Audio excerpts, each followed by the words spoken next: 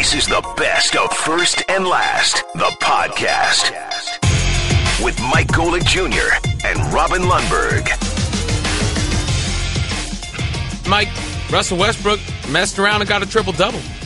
It's amazing the saga we've been on with triple-doubles this NBA season. It started off going into the year, the triple-double was still impressive. It was a feat that we had become accustomed to seeing. Its rarity was still preserved, and then Russell Westbrook started to mess around and get a lot of triple-doubles, and it became less and less impressive. And now that he's tied the great Oscar Robertson for the most in a single season, it's become sort of impressive, and when he breaks it, it'll be all the way impressive again until it's not impressive anymore. It's super-duper impressive is what it is. You know, WWLS on the call, that 41st triple-double. Think about that. 41. You know, it used to be a big deal if you had one triple-double. 41 triple-doubles.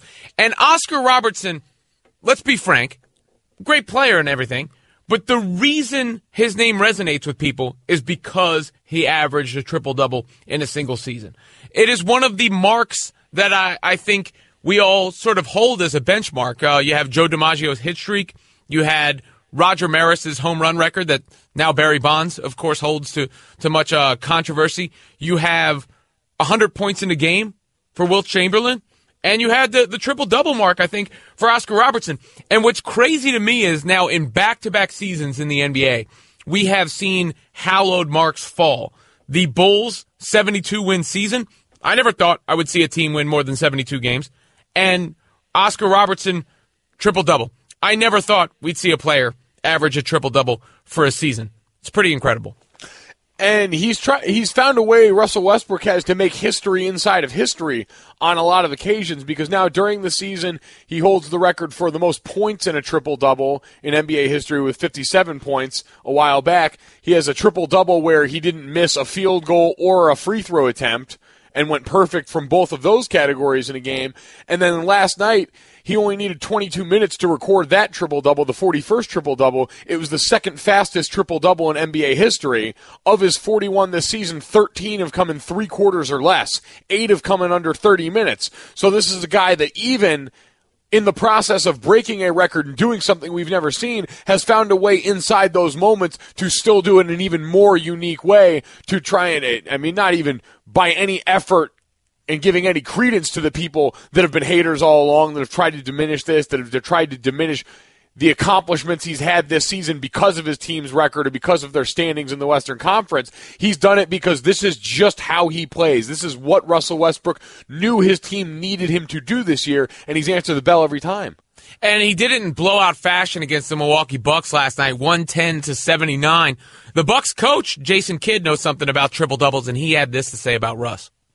You look at the greats that are ahead of me. Russ, well, tonight was a big game, too. The opportunity to chase those guys.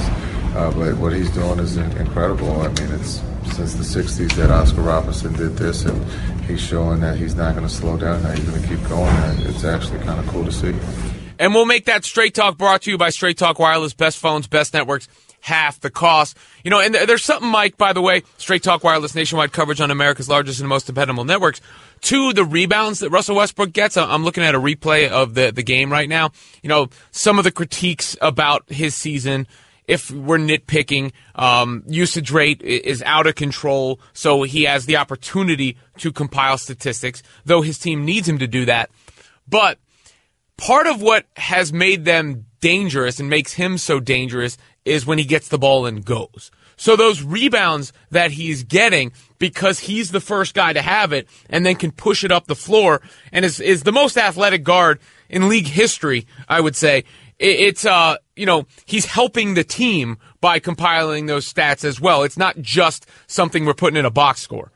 Well, yeah, we've talked about on this show before his record, his team's record, I should say, when he averages a triple-double in those games, it's somewhere above 80%, I want to say. It's extremely high. It's a necessity. We said going into this season, Kevin Durant leaves, Russell Westbrook, he's going to be the one-man show. He's going to be this supernova of basketball force that everyone wants him to be, because this has always seemed to be the player he's desired to be. But it's been in such a way where he understands that his team needs that kind of output to win. The record has borne that out, and now he's gone out and produced at that level time and time again. You mentioned he's probably the most athletic player in the NBA, that's LeBron James included, from foul line to foul line. He's a one-man fast break in a way that's so unique because of his combination of power. He goes up and gets rebounds, not just your garden rebounds where everyone else takes off going towards the other direction to get back. He's going up in traffic using his size, power, and athleticism to go up and get tough rebounds and then immediately pushing the pace because he's a freak of nature. He really is a freak of nature. I mean, he's like shot out of a catapult or something. The energy he plays with, I always say, it's akin to a group of kids being let out for recess. And here was Russell Westbrook last night after tying the single-season triple-double record. It's an unbelievable honor, blessing to be able to especially embrace that here at home from the best fans in the world, like I said before. Amazing people, teammates, coaching staff, teammates that was here before, coaches that was here before. I can thank so many people down the list, but I give thanks to the man above. He blessed me an opportunity to be able to play the game I love, go out and compete at a high level, and I'm just happy to be able to do that. How much more does it mean that it came in a dominant win against a good team? Definitely more important. Like I said before, winning is the most important thing, especially for me, and definitely for our team, and it was a good win for us. Russ, I know you're always a team guy first, but to see how excited your teammates were for you, just what did that feel? That's great, man. That's unbelievable. It's something that I can't describe. To see the joy that they have and the respect they have for me is unbelievable. What would it mean if you were able to surpass Oscar Robertson getting 42? Right now I'm just embrace this moment. Honestly, man, I think moments like this, you like to cherish, and something I can, tell my new son, as he gets older, and I think, you cherish moments like this. You gotta cherish it. You have to cherish it. For the love of God, stay here. Stay in 2017 as long as you can, because you're doing something that hasn't been done since 1962. That's the only other time, and it's taken that long in between. You gotta cherish it. 1962, man, that's crazy. Frame of reference, I don't know why this would be my frame of reference, but this is me. That was before Spider-Man, The Incredible Hulk, the X-Men were all created in 1963, I believe, by Marvel Comics. So that record predates, some of the more iconic figures or fake figures in our lifetimes. And I'm sure we could pull up a list of a number of other things, technological advances, major dates in history, all of which have occurred, gone on, and been surpassed since this mark, since this historic individual statistic.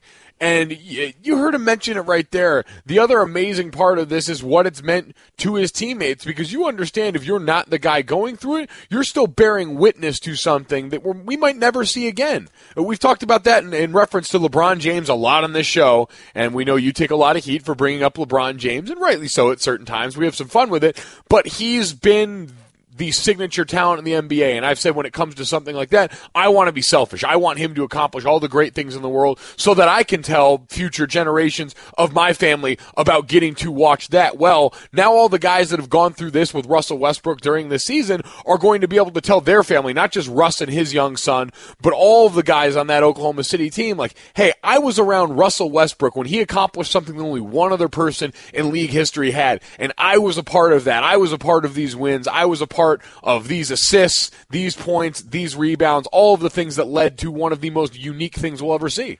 Yeah, I guess I brought up that reference before because Russell Westbrook is a superhero, right? First and last, the podcast. Mike, our Cavaliers get primed for the playoff plan is right on track.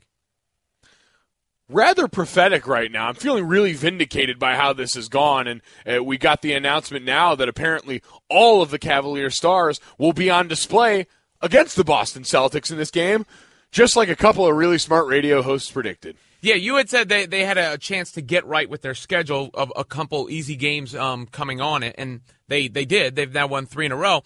And I looked at it, and I saw that Boston was coming up second night of back-to-back, and you would think that would be a time where they might rest players, but I figured, hey, if you're going to go for that 1 seed, play them in that game, and then even if you win and you get a little bit of a cushion, I'd sit them basically the rest of the way after that because it gives you a little bit of the mental edge and everything like that. there's going to be extra focus on this game because of the seeding and everything involved. But to some players, it's not that big a deal, including LeBron James, who had this to say. We have a lot of energy. The crowd is going to be great. It's a very good team we're playing against tomorrow. We know that. Not taking nothing from them. They've been playing some great ball. But like I said, I'm not one to get caught up in regular season, big games or not. I'm sorry. I've been to 6 straight finals, man. I'm the last person to ask about a regular season game, dude. Sorry. You know, the one thing I could criticize LeBron a little bit for here is sometimes he'll say one thing that completely contradicts something else he said in the past. Like, you know, if you're questioning your players' toughness after a regular season loss, you're putting some importance on the regular season. Or maybe you're trying to prime for the postseason. I'm not sure. But as far as the content of that particular comment, I mean, it's kind of right on, right? I mean, that has been the most consistent thing in the NBA is LeBron James representing the Eastern Conference in the finals, a one-man dynasty. Yeah, it's been his stranglehold on this Eastern Conference for a long time, and it's funny for me to see the contrast in that quote to what we talked about the other day. LeBron has sort of earned the right to have us all believe that he can turn it on once he gets to the postseason. But Kevin Love, Kyrie Irving, the rest of this team that are all, for the most part, first-time champions, still need to go out there and get that tune-up in. And Kyrie Irving talked about how exciting it is having a 1-2, 2-1 seed matchup. Kevin Love said, quote, I think we need it. It'll be good for us. It's definitely up there with the other big games. Timing-wise, it's good for them. The interesting party in this that also tried to downplay it happened to be on the other side of the court for the Boston Celtics and their fearless leader, Isaiah Thomas. And the champions. So, I mean, it definitely goes through them, and the whole world knows that. So, it should be a really good game tomorrow and another game. And I think we got to treat it like that. But there's no, I mean, being number one in the stands, you don't feel different. I don't, at least. So. Bouncing basketballs, our favorite ambient sound there. I'm waiting for something to topple it as far as markers for certain sound bites in certain sports, but right now the bouncing basketballs in the background of NBA clips is still reigning supreme. You know what, producer guy Dan, when we do the NBA playoff stuff or any of the production that we'll put around it, that's what should be behind what we're saying. We need bouncing basketballs. Yes, for every segment when we're talking strictly about the NBA, I want that in the constant droll in the background, just bouncing basketballs the entire time, because that's the only way you really know. You look for, in movies, you have the soundtrack and the score that tells you, oh, this is when you're supposed to cry, or this is when you're supposed to be very afraid. Jason Voorhees is sneaking up behind you. Here, you'll know the NBA is on ESPN radio when you hear the bouncing basketball. Why don't we get you guys out of the studio entirely and just put you in a gym, like during a shoot-around? That works for me. I mean, but then I might not be able to do the show because I have a strong pull. If I see someone shooting a basketball and I'm on a court, I have to go participate. It is like moth to a flame, isn't it? The minute you see someone dribbling a basketball and there's any sort of open court session, you just feel the need to sort of meander out there and start shooting. And you could be like you, someone who plays pickup basketball pretty regularly and is pretty dialed into that scene, or me, a schlep who just manages to find his way out there and botch a bunch of layups, but I'm still going to go out there and try and do whatever I can. It's a weird, uncanny situation that almost demands that you go out there and try something. Let's see if there were bouncing basketballs behind Tyronn Lue. He was asked about the game against the Celtics. Well, tonight was a big game, too, for us to win this game to get to tomorrow's game. And we understood that. And, in that second half, we really played, Cavaliers basketball. That's how we're capable of playing. And tomorrow, right now I think we're number one, right? Or we go up, right? Yeah, we're up a half a game. Points. Yeah. No. Yeah, but we got So right now, going into tomorrow night's game, we know they're playing great and they play well at home, but it's gonna be a good challenge for us. That's probably a good sign or a good measuring stick for how important this actually is for the Cavaliers, that Lue is not aware of the standings.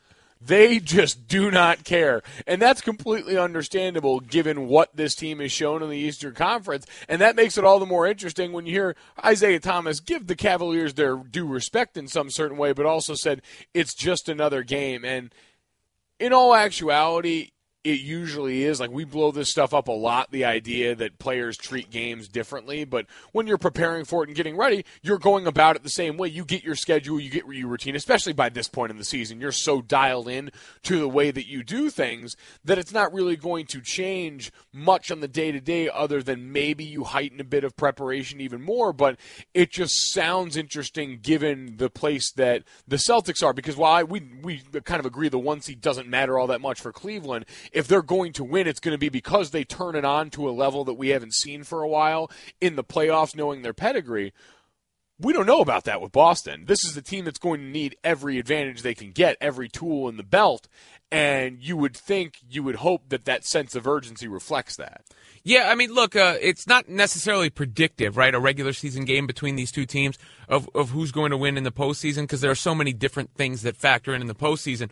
You're catching teams even on the schedule. There's no back-to-backs. You're playing the same team every night, so the scouting report becomes more important. There's the idea of it just being the playoffs, so everything is ratcheted up, because when the Heat were in the middle of their run, the Bulls always had their number in the regular season. And people would talk about, what does that mean when it comes to the postseason? And usually they always got dispatched whenever they met them in the postseason. So tonight's game, I would put it at like a 5 on the importance scale from 1 to 10.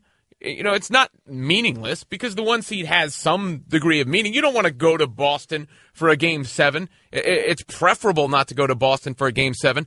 And I think almost all of us would summarily dismiss the Celtics if we're not already in a series against Cleveland if Cleveland has the home court advantage, right? So there's some significance, but let's be honest. None of us believes the Cavs don't have a chance, or the Cavs are not going to make it through the East if they don't have home court advantage.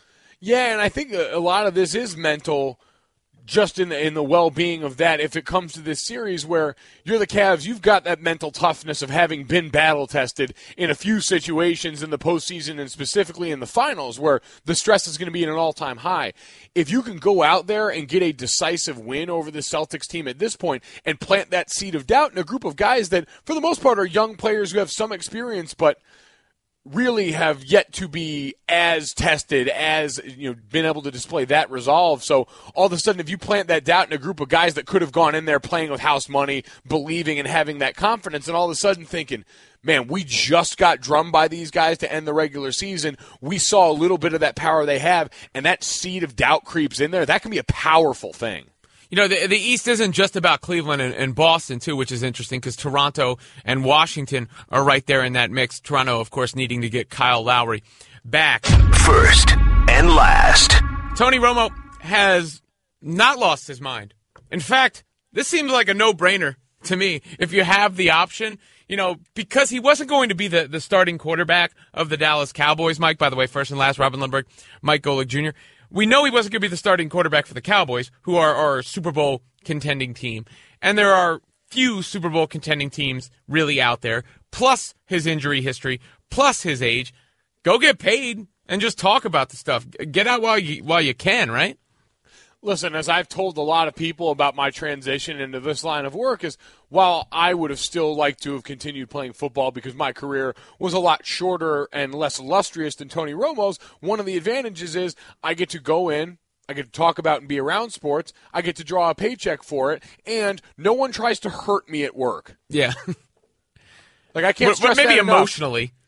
Maybe emotionally, but I can handle that. I had plenty of coaches berate me emotionally. I had very few people that I show up to work with, you, producer guy Dan, JBT, anyone else on this show, who when I walk into the studio, I have to line up across from and ram myself into like a projectile. So until that starts to happen, this job will always feel comparatively easier on my body. Well, it's sort of it's similar to the old expression, give people the roses while they can still smell them. And by the way, the brightest blooms are at 1-800-Flowers.com. Right now, you can order 30 assorted tulips for only $30. That's $1 per tulip. Go to 1-800-Flowers.com/ESPN. That was pretty professional. That was a solid transition. The Flowers read is apt in this one because for a lot of people, there was a weird sense, and I heard Stephen A. lamenting this on First Take, that we are treating this like the funeral of Tony Romo, that we had lost some great sports icon in the world the day Tony Romo decided to walk off into the sunset and directly into the number one spot in CBS broadcasting booth. Tony Romo is oddly polarizing because if you're like ranking the polarizing figures, I would say over the last several years, he might be like right next to LeBron. Like he's right up there. And Tony Romo's pretty good, right? I mean, like that's a fair thing to say. He's pretty good. He's Hall of Fame-ish, maybe a notch below. I'd have to look at the total body of work.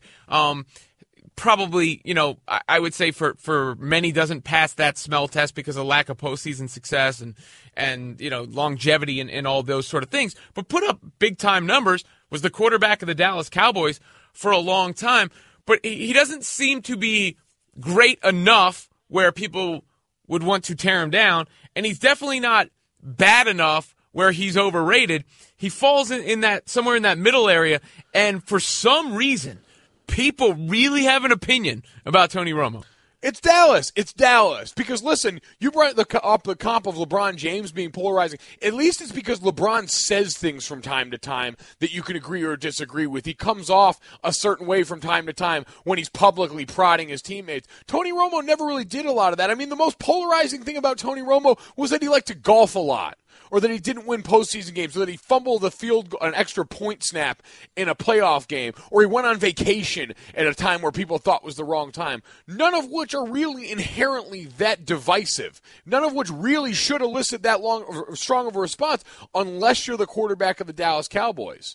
And a lot of people have said, well, if Tony Romo's not the quarterback of the Dallas Cowboys, he's not immediately walking off the field and into the top spot in CBS's broadcast booth. If Tony Romo's not the quarterback of the Dallas Cowboys, I have a feeling we appreciate him and the great things he did on the field a lot more than we do otherwise when the standard of expectation is what Troy Aikman and those other greats in Cowboys history have set. Is it just the Cowboys Association? Is there anything else to it? I really struggle to find a lot of what it is because you're looking at him as a player. Tony Romo's a guy that in certain statistics, he's got 248 touchdowns. He's ninth most in NFL history amongst quarterbacks who've played their entire career with one team. He's third in quarterbacks in Cowboys history with 78 wins, trailing only Troy Aikman and Roger Staubach. He's got a career passer rating of 97.1, fourth best in NFL history, trailing only Aaron Rodgers, Russell Wilson, and Tom Brady. So there are certain stats, and we can play this game. There's numbers on both sides, but there's stats that'll tell you that Tony Romo's a much better quarterback than he's been given credit for. But because he's the quarterback of the Cowboys, because he's attached to it, for me, a lot of it, too, goes back to that fumbled snap, that fumbled extra point. That was something that didn't happen within the body of a play where he was playing quarterback, by the way. But because we've got that image in our head, and that image that lends itself to the idea that he's a choke artist, all of a sudden it becomes easy to apply that to every other situation where he might fall short, sometimes to no fault of his own. It's funny because a good example of it would be his transition to broadcasting, because I saw some criticism about him skipping the line or immediately being put on the top crew and all that stuff. Doesn't that happen all the time? I mean, with former athletes that people peg to be good broadcasters. If Peyton Manning decided to go into it, we know where he would be. Rex Ryan, is immediately being put into the broadcast booth, and I didn't see him, working local affiliate broadcast. That's kind of the way it works, isn't it? Yeah. Sup. But I know hey, it's at least you're on at 4:30 in the morning. Yeah, no.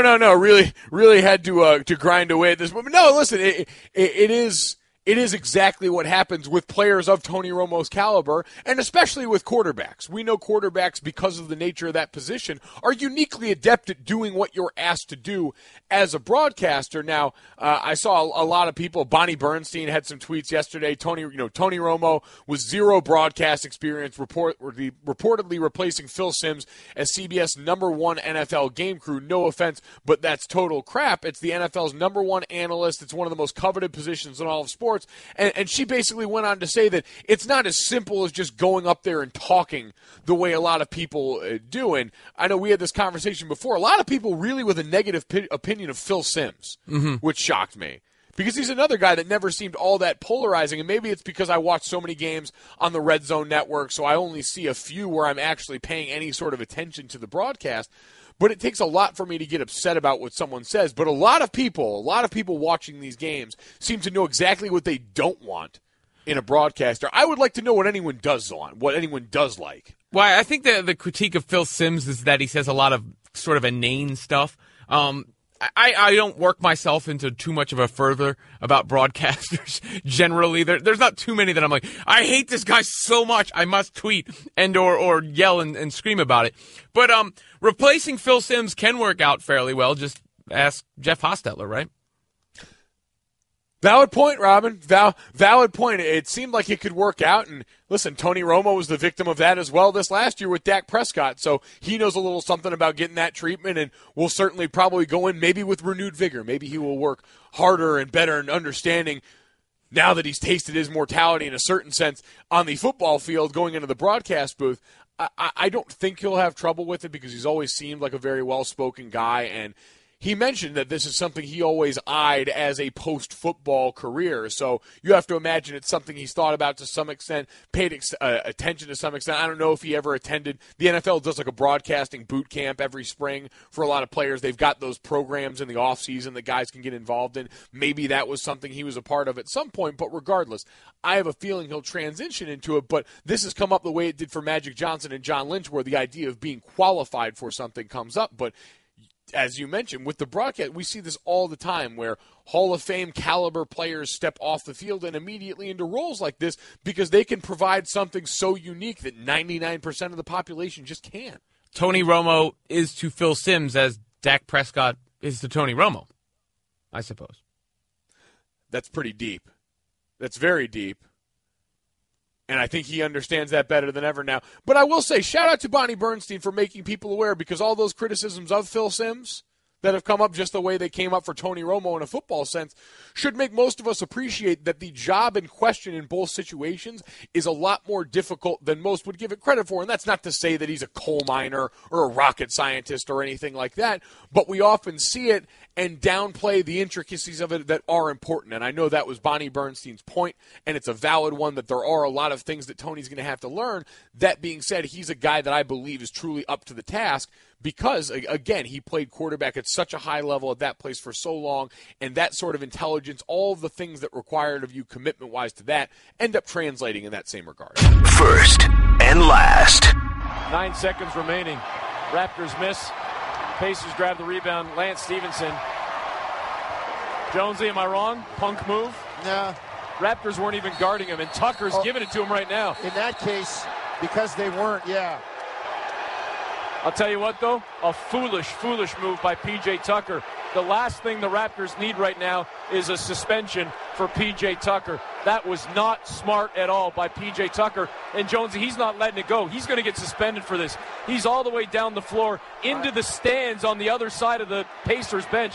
I bet you P.J. Tucker ends up getting suspended for this. I think he'll get fined, Eric. I don't think he'll get suspended. You're right. Lance Stevenson probably should have just dribbled out the clock. But there was some stuff going on between Stevenson and DeRozan all game, and that was a little rub it in your face from Stevenson. That's what that was. Wow. Tempers flare. Sportsnet 590 on the call, all because Lance Stevenson decides to score a bucket instead of letting the clock run out at the end of the game. I say, so what? That's what that really escalated quickly.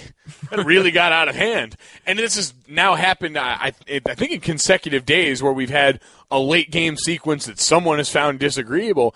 And I flat out cannot relate to this. I understand how memeable that idea is. I can't relate. But I really can't. The end of a game, and the Pacers had a decided win here. It was the end of a blowout, so that's why there was some hurt feelings here. But listen, I've been on the receiving end of plenty of blowouts, excluding the biggest one. But you get in those situations, and the last thing on my mind was, oh, well, why won't this other team stop being better than us today? Yeah. You've already established that you couldn't stop them. If you would like them to stop rubbing your nose in it or being better than you, feel free to go out there and do it when it actually matters instead of the waning moments in a game and something that's utterly meaningless. Him going for this layup is utterly meaningless. The idea of disrespect here, an unwritten rule here, to me is laughable. You had your chance to go out there and affect and impact the game, and you didn't take it. And your team got drummed, so you sit there, you walk off the court, and you figure it out tomorrow night. The other thing in question was Sunday night, I believe, Brandon Jennings shoving JaVale McGee a little bit. Here, I don't know if it's an issue as much as what took place as the source of it. You know, I'm betting there was you heard it in the call, a lot of feistiness between DeRozan and Stevenson. And to put it politely, Lance Stevenson can be an irritant. Remember, he infamously blew in LeBron James's ear and has done plenty of things to wear out his welcome on various teams, including with Indiana the first time. So I don't know if it's so much that he just scored the bucket, and maybe players would be upset regardless of who scored the bucket, but because it was Lance Stevenson, I think that's what really set the Raptors off. The source is always important. We talked about that yesterday, the difference between knowing a guy that you can try during a game, a guy that you can go out there and have that altercation with that's not going to bleed off the court, and knowing guys who are really about it. But it still ends up making you look incredibly small in those moments. With trash talk, the worst thing you can do is react to a guy who's doing like that. Kawhi Leonard's created in the lab as the antithesis of that, because he's the guy that can look you straight in the face stone cold, kill you the entire game, and leave you with no satisfaction of believing you ever affected his mood at all. So to me, there's just no upside for doing what they did there. Yeah, here was Lance Stevenson on why it took place and why he scored that layup. Everybody's chanting my name, go, go, and I just want to say sorry to the Raptors. I didn't mean no harm, but I was very, very excited. First game back home, and I wanted to do it for the fans, but I just want to say sorry. He apologized. Oh, well, that was I wasn't expecting that. I rebuke that sound. That apology doesn't count because there were no bouncing basketballs in the background. That is not legitimate NBA sound there. So, unfortunately, that apology means nothing. I wonder if the Raptors would accept it because they had some choice words for Lance Stevenson, starting with P.J. Tucker. Tasteless, it's classless. There's nowhere in the league for that. Nobody in the league. They got a lot of respectable guys. PG. A few of those guys, a bunch of those guys, Monte, a bunch of respectable guys that know how to win. It's a way to win. It's a way to lose in this league, and that ain't the way to win. That ain't the way you finish games. I think those guys know that. That dude he has no class. He has no taste. What was said out there between you guys and Lance? No matter what was said, it's grown men out there fighting, playing the game. They won the game. The game was over. It's a way to win. It's a way to lose. It's a way to win, and that ain't the way you win. You kind of know his reputation, though, huh? Nobody care about his reputation. I care less. I don't even know who he is. He's just maybe happy he just got back in the league. I don't know what he's so hype about, but it don't matter. It's a way to win. It's a way to lose, and that ain't the way you win. And DeMar DeRozan piled on. It's a rule, It's been before my time, before I was in the NBA, before everybody out there. It's just that rule, that respect for the game, and it's it could have been Shaq laying the ball up, same thing, just having a respect for the game. Lance has kind of been known for kind of stirring up out there. You think that led to anything, or just his reputation? I really don't care about his reputation. Me personally, I don't know. He shot a layup when the game was over with, that's disrespect to the game. Is there something on the football field? Because there's lots of skirmishes on every, play. In football, and we know like the physical nature of it can lead to a confrontation. Is there any sort of code that would have irritated you to the point of ranting after the game? The only thing I can think of as comparable, and I'll tell you why it's different after the fact, but would be defensive linemen firing off when you're kneeling down at the end of a game. When the offensive team has gotten a lead and you're just running out the clock, the other team has no timeouts left, and you get a D lineman that fires off low or tries to get to the quarterback in that moment under the guys that you're trying to make a play. Me and my dad argue about this all the time because he was a D lineman and they're a bunch of cheaters and liars and they're going to do stuff like that. But we played at Michigan State my last year at Notre Dame, and we were up, I think, 30-10 at the end of that game. There were waning seconds, and some D lineman comes in who hadn't played the entire game, real nice, clean jersey, and decides in one of the last plays he's going to fire off and make his name for himself on that play. And so I took the time to kindly remind him of the scoreboard that you had your chance to go out there and do something. You weren't on the field during that time at all doing anything, so you don't need to be out here trying to do it now. And even more so, you couldn't affect the game when it mattered, so you're going to try and do it now in a punk move like that. But the difference is in that moment like that, when you come up to the line and everyone understands in that moment that you're not going to run a play, you're just going to do that to get out of the game, to get everyone home, is you can actually injure someone. You go low there and you get into someone's knee, you get a quarterback when he's not expecting it, all of a sudden that has an adverse impact. What Lance Stevenson did last night is not going to actually hurt anyone. It's completely harmless. To me, that part makes no sense, but that's the only close comp I can get right there because that incenses me to no end. That would drive me up a wall the way it did those guys when you've got that situation in football. Well, yeah, you don't want injury is a whole different animal than like pride. Basically, you're talking about hurt pride or players showing off. I mean, with baseball, you get both. I mean, that's my qualm with baseball in that regard is you get the hurt pride from somebody showing off, but then the retribution is physical violence. Last night was sort of, a bunch of the NBA typical style of hold me back kind of deal, right? I mean, that's the prototypical NBA fight. Well, it was great, too. There's a pals. Yeah, God, listen, I wish we could replay that over and over again. Still one of my favorite moments in NBA history. But in this one, too, it's great. There's a way to win and there's a way to lose in this league. Well, the Raptors put on a clinic of how to lose last night because they got washed in that game and in that final moment. So shout out to you guys for knowing how to lose in that moment. Lots of NBA news from last night. Russell Westbrook, a triple-double again. He now ties he now ties Oscar Robertson. Look at that. He's so synonymous with triple-doubles that I've already usurped Oscar Robertson in that phrasing. That's another interesting point of this. What does this mean for Oscar Robertson's legacy? That was his thing. Him. That was his thing. You brought Oscar Robertson up pretty much solely for that reason. What does that do to him now? Because like we said, 1962, as you pointed out, that was before Marvel comic book characters like the Hulk and Wolverine and people were invented. Spider-Man. Yeah. But that was how long ago it was. What does that mean for him now? Because he hasn't played basketball in a very long time. So does that push him further into the brink of oblivion in NBA history? First and last, the podcast. We do have Mel Kiper on the phone as we're getting set for the NFL draft coming up. That was like a little bit of a tease. We touch on that topic, and we'll get to it in a moment. But the NFL draft is coming up. And, Mike, what would you say is the first thing you would want to ask someone like Mel Kiper when discussing the NFL draft? Well, Mel, listen, the first thing that would probably come on most people's minds is quarterback. I know you have a new mock draft getting ready to come out right now. So of the top three quarterbacks that we've got in this draft, Deshaun Watson, Mitch Trubisky, and Deshaun Kaiser, what's your status with those players right now? Who do you have coming off the board first in that group?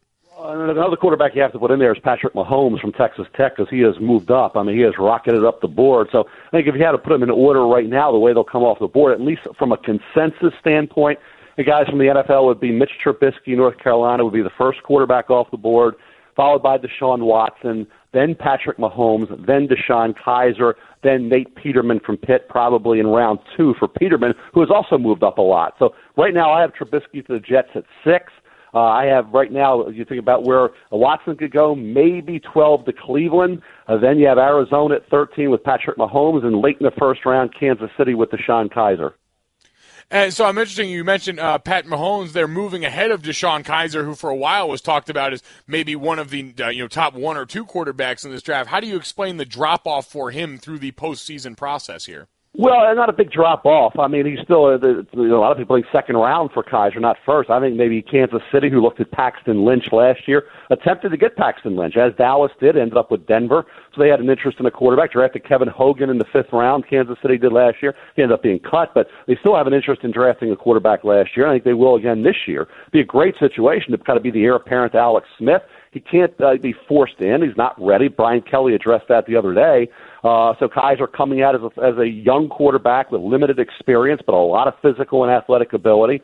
Did not have a great year. Now, you can excuse away some of those things because he had a very inexperienced supporting cast. The receivers breaking off routes made him look bad, but in the end, when you're watching the game, you say, well, boy, Kaiser, what happened? Well, it wasn't necessarily Kaiser when you really break it all down. So I think the fact that, Will Fuller wasn't there, the veteran receivers weren't there. There were some breakdowns here and there that affected Kaiser. But I think in terms of Mahomes, what has allowed him to move up is he's got tremendous arm talent, guys. He can really throw the football.